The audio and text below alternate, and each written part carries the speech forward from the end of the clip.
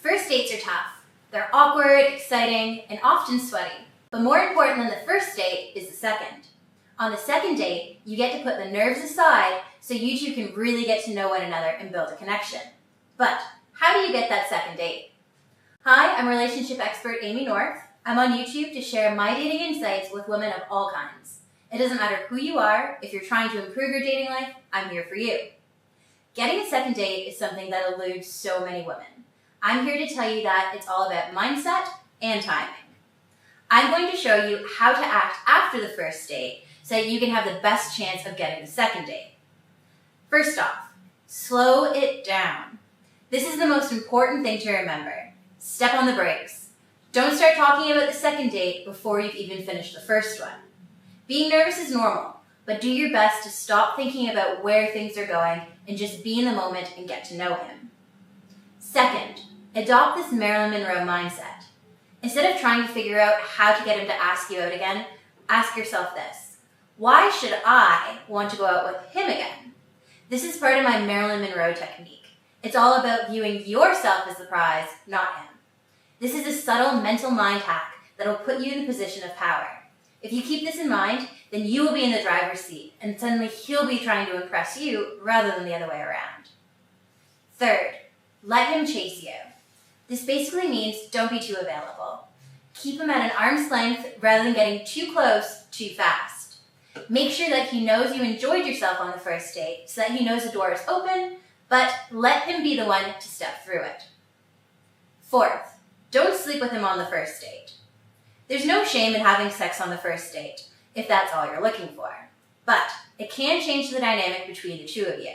Sex shouldn't be the end goal for your guy, but even so, it's still something that you want to work towards.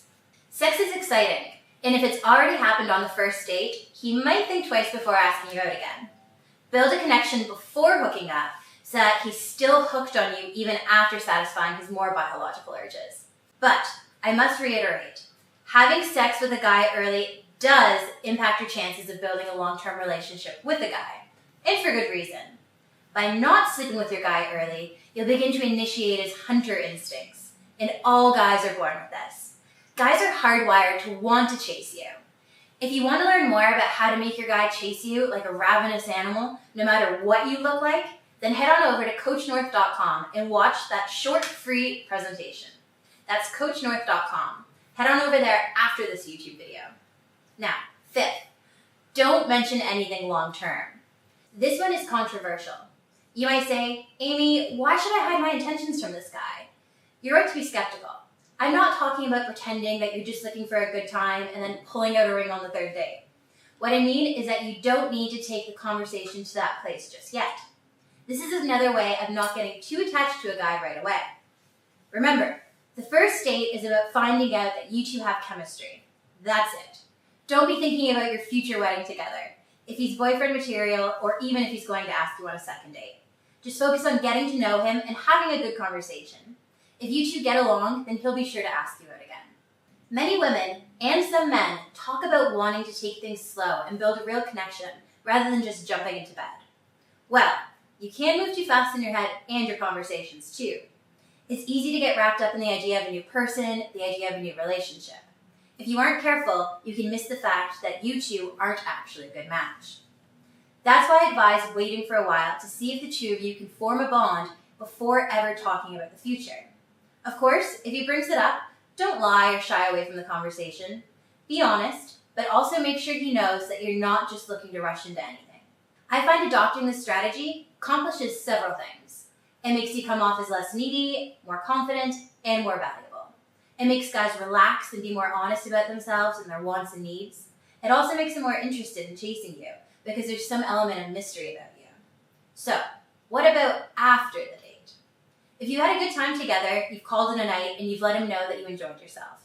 The ball is in his court now. This is when self-control is so important.